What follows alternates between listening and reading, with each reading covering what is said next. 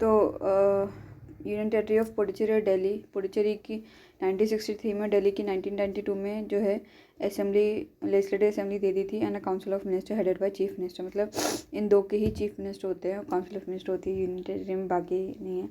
ठीक है, रिमेनिंग 5 जो है बेसिकली क्या है, तो यहाँ पे क्या इतनी ज़्यादा पॉपुलर पॉलिटिकल इंस्टीट्यूशन नहीं है, बट जो है बेसिकली क्या है, पर अगर मान लो मतलब लेजिस्लेटिव असेंबली या फिर काउंसिल ऑफ मिनिस्टर इस्टेब्लिश कर भी देते हैं, ठीक है, तो उससे क्या होगा कि जो प्रेसिडेंट और पार्लियामेंट का सुप्रीम कंट्रोल है वो डिमिनिश नहीं होगा। ठीक है, establishment of such institution the union territory does not diminish the supreme control of president the parliament over them. ठीक है, तो पार्लियामेंट जो है लॉ बना सकता है 3 लिस्ट में, including state list, can make law on any of the 3 list, मतलब तीनों में, union list, state list, concurrent list, union territory के लिए, मतलब पार्लियामेंट लॉ बना सकता है। ठीक है, the power of parliament also extend to the Puducherry and Delhi, मतलब ऑल्दो इनके लेजिस्लेटिव असेंबली है पर यहाँ पे भी पार्लियामेंट जो है लॉ बना सकता है। तो इसका मतलब है कि जो पार्लियामेंट की लेजिस्लेटिव पावर है यूनियन टेरिटरी पे स्टेट लिस्ट के ऊपर, वो अनअफेक्टेड रहेगी, इवन दो अगर स्टेट लिस्ट आ भी जाता है, इस्टेब्लिश हो जाता है, फिर भी मतलब पार्लियामेंट लॉ बना सकता है, मैटर नहीं करेगा कि वो स्टेट लेजिस्लेचर है कि नहीं है। ठीक है, ठीक है, द लेजिस्लेटिव असेंबली जो पुडुचेरी की है वो लॉ बना सकती है on the subject of state list and concurrent list, मतलब दोनों पे बना सकती है। ठीक है, असेंबली दिल्ली जो है बेसिकली स्टेट लिस्ट पे बना सकता है और कंकरेंट लिस्ट पे बना सकता है, except public order, police and land, इसके अलावा सभी पे लॉ बना सकता है। ठीक है, तो इसमें क्या है, पार्लियामेंट बनाएगा public order, police and land. ठीक है, तो प्रेसिडेंट जो है रेगुलेशन बना सकता है for piece, progress and good governance. ठीक है, किस किस के लिए, 4 के लिए, एक तो अंडमान निकोबार, दादर, अंडमान निकोबार, लक्षद्वीप, दादर नगर हवेली, दमन दीव। ठीक है, एलडीडी, ठीक है, एलडीडी हो गया। ठीक है, पुडुचेरी के केस में क्या है, प्रेसिडेंट लेजिस्लेचर बना सकता है by making regulation, but only when the assembly suspended और डिसॉल्व। ठीक है, तो इनके केस में तो रेगुलेशन बना सकता है। ठीक है, पुडुचेरी के केस में क्या होगा, जब तभी बना पाएगा प्रेसिडेंट जब असेंबली जो है सस्पेंड या फिर डिसॉल्व हो गई हो। ठीक है, तो जो प्रेसिडेंट ने रेगुलेशन बनाया है उसका सेम फोर्स होगा जैसे कि पार्लियामेंट के एक्ट का होता है। ठीक है, और वो क्या बोलते हैं, किसी भी पार्लियामेंट के एक्ट को रिपील कर सकता है, अमेंड कर सकता है। ठीक है, उस यूनियन टेरिटरी में पार्लियामेंट ने जो रेगुलेशन बनाया है। देन है, पार्लियामेंट जो है एक हाई कोर्ट स्टैब्लिश कर सकता है यूनियन टेरिटरी को, या फिर उसको किसी दूसरे हाई कोर्ट एडजेसेंट स्टेट में डाल सकता है। तो दिल्ली जो है अकेला यूनियन टेरिटरीज का हाई कोर्ट है सिंस 1966। बॉम्बे हाई कोर्ट जो है वो किसके ऊपर, दादर नगर हवेली, दमन दीव, ये इसके अंडर आ जाएंगे। अंडमान निकोबार आइलैंड, चंडीगढ़, लक्षद्वीप, पुडुचेरी, चंडीगढ़ भी, अरे पागल क्या, चंडीगढ़, लक्षद्वीप, पुडुचेरी, तो ये कैलकाटा के अंदर आ जाएंगे, पंजाब, हरियाणा, अच्छा रिस्पेक्टिवली। तो नहीं, अंडमान एंड निकोबार, चंडीगढ़, लक्षद्वीप, पुडुचेरी, अच्छा, तो अंडमान निकोबार में जो कैलकाटा वाला आएगा। ठीक है, फिर चंडीगढ़ जो आ जाएगा पंजाब हरियाणा के अंदर आ जाएगा, लक्षद्वीप केरला के अंदर आ जाएगा, पुडुचेरी मद्रास वाले के अंदर आ जाएगा।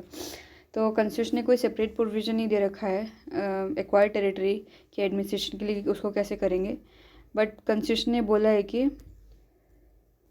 बट कॉन्स्टिट्यूशन के जो प्रोविज़न हैं यूनियन टेरिटरी के वो भी एक्वायर्ड टेरिटरी पे लगेंगे, but the constitutional provision for administration of union territory also apply to the acquired territory. ठीक है, उसके लिए अलग से कुछ नहीं होगा, अभी तक जब तक कुछ बोला नहीं है, तो जैसे यूनियन टेरिटरी होता है उस वैसे ही होगा थ्रू एन एडमिनिस्ट्रेटर जो कि प्रेसिडेंट अपॉइंट करेगा उस तरीके से। देन है स्पेशल प्रोविजन फॉर दिल्ली, तो इसके लिए क्या है, 69 कॉन्स्टिट्यूशनल अमेंडमेंट एक्ट जो 1991, तो दिल्ली को उसने जो है दिल्ली यूनियन टेरिटरी था उसको स्पेशल स्टेटस दे दिया और उसको दोबारा से नाम चेंज कर दिया उसका, national capital territory of Delhi, and उसको बेसिकली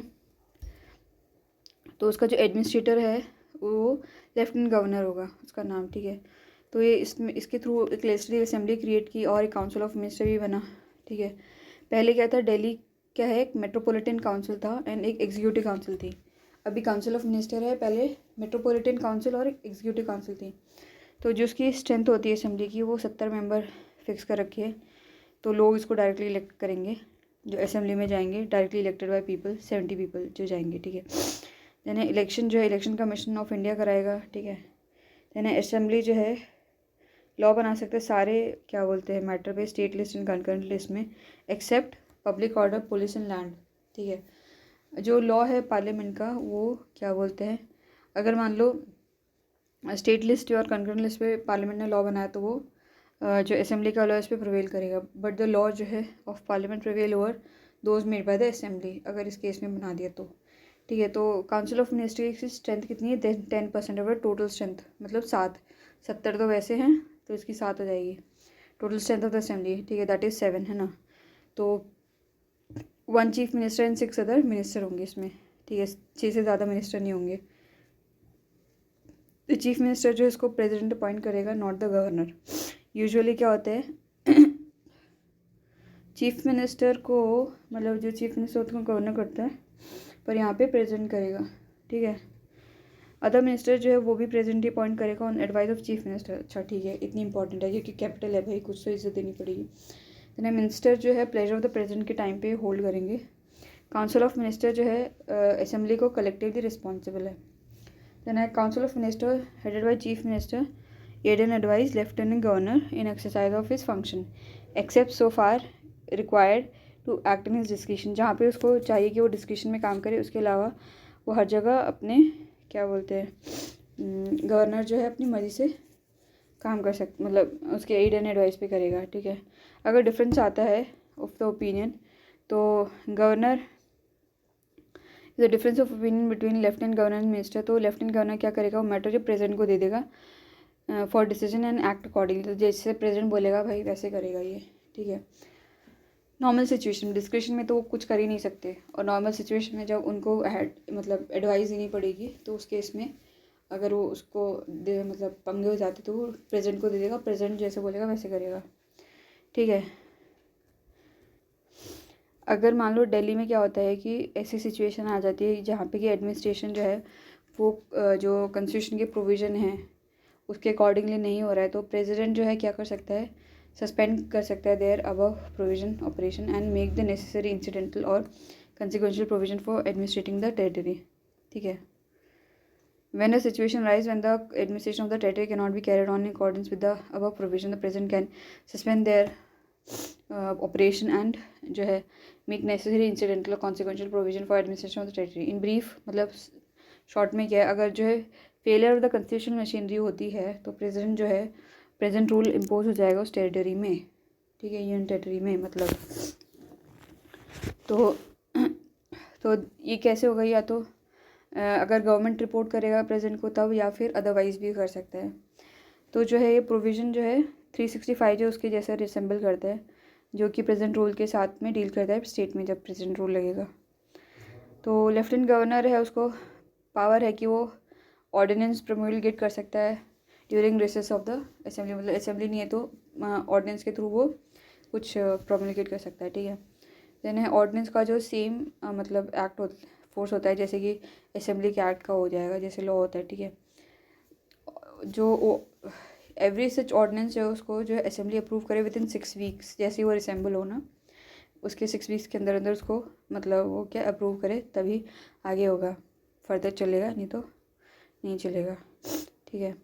तो जो है गवर्नर है वो उसको विड्रॉ कर सकता है ऑर्डिनेंस को कभी भी, बट जो है he can not promulgate an ordinance when the assembly is dissolve और सस्पेंडेड।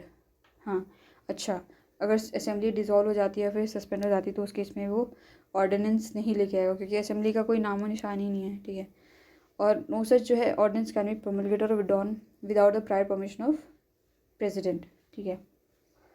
तो मतलब ऑर्डिनेंस जो आएगा वो प्रेसिडेंट के परमिशन से ही आएगा और विड्रॉ भी उसकी परमिशन से ही होगा, ठीक है।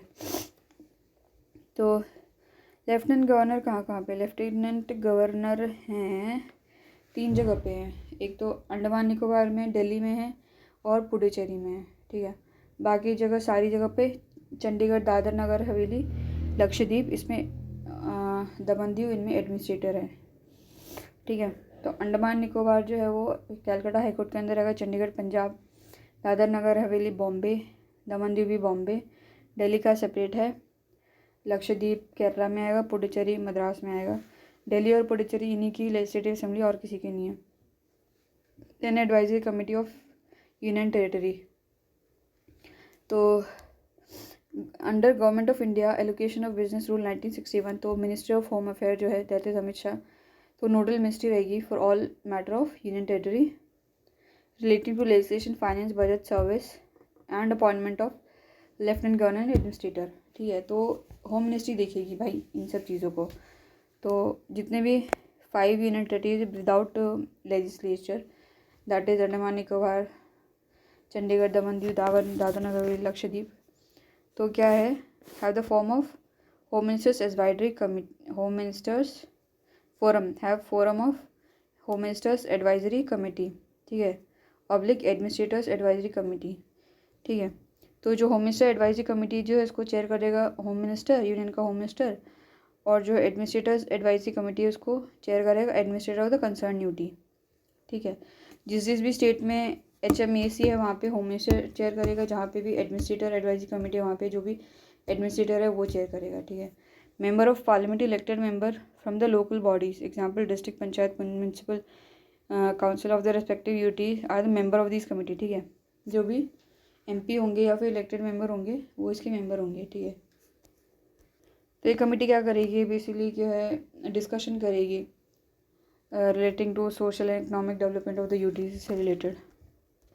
तो स्टेट और यूनियन टेरिटरी को कंपेयर करते हैं, तो स्टेट का जो रिलेशन है सेंट्रल के साथ में फेडरल है, मतलब डिवीजन ऑफ पावर है, और बहुत सारी फेडरल फीचर्स है इसमें। यूनियन टेरिटरी में क्या होगा कि उनका रिलेशन सेंटर के साथ में यूनिटरी है। ठीक है, देन है शेयर, जो है बेसिकली क्या है, power share distribution of power with centre. ठीक है, यूनियन टेरिटरी में जो है they are under the direct control of administrator at control and administration of the centre. ठीक है, सेंटर डायरेक्टली कंट्रोल करेगा और एडमिनिस्टर करेगा। तो स्टेट में क्या होता है, उनके पास में ऑटोनॉमी होती है, यूनियन टेरिटरी उनके पास में ऑटोनॉमी नहीं होती है। देन है यूनिफॉर्मिटी होती है, स्टेट में क्या होगा कि यूनिफॉर्मिटी होती है इन एडमिनिस्ट्रेटिव सेटअप। यूनियन टेरिटरी में क्या आएगा, कोई यूनिफॉर्मिटी नहीं होगी एडमिनिस्ट्रेटिव सेटअप में। ठीक है, देन है एग्जीक्यूटिव हेड, जो है स्टेट का गवर्नर होता है। यूनियन टेरिटरी में जो एग्जीक्यूटिव हेड जो है उसको अलग अलग नामों से जाना जाता है, एडमिनिस्ट्रेटर, लेफ्टिनेंट गवर्नर या फिर चीफ कमिश्नर। ठीक है, हमारा चीफ कमिश्नर कोई नहीं है, बस हमारे दो ही हैं, एडमिनिस्ट्रेटर और लेफ्टिनेंट गवर्नर। देन है गवर्नर जो है कॉन्स्टिट्यूशनल हेड होगा। देन है एडमिनिस्ट्रेटर एजेंट होता है, कॉन्स्टिट्यूशनल हेड नहीं होता, वो एजेंट होता है प्रेसिडेंट का। तो लेफ्टिनेंट गवर्नर भी एजेंट है क्या प्रेसिडेंट का। देन है पार्लियामेंट जो है can not make law on the subject of the state list in relation to the state except extraordinary situation में, सर्कमस्टांसेस में। तो पार्लियामेंट जो है स्टेट लिस्ट पे लॉ नहीं बनाएगा प्रोवाइडेड कि एक्सट्राऑर्डिनरी सर्कमस्टांस नहीं हो। और यूनियन टेरिटरी में क्या होगा, पार्लियामेंट जो है लॉ बना सकता है कोई भी सब्जेक्ट में 3 लिस्ट के अंदर। ठीक है, मतलब state union and current list, इनमें किसी में भी लॉ बना सकता है। ठीक है, तो article related to union territory at glance, तो 239 इसमें क्या है, administration of union territory. Then है 239A, तो इसमें क्या है, क्रिएशन ऑफ लोकल लेजिस्लेचर और काउंसिल ऑफ मिनिस्टर और both for certain union territory. Then 239AA double capital है, तो इसमें क्या है, special provision with respect to Delhi. Then 239AB, तो इसमें क्या है, provision in case of failure of constitutional machinery. ठीक है, देन 239B, तो इसमें क्या है, power of administrator to promulgate ordinance during recess of legislature. Then 240, इसमें power of president to make जो regulation for certain union territories. Then 241 तो है high court for union territory. 242 है कुर्ग रिपील्ड। पुडुचेरी जो असेंबली उसमें 30 मेंबर है, डेलीगेट 70 हैं।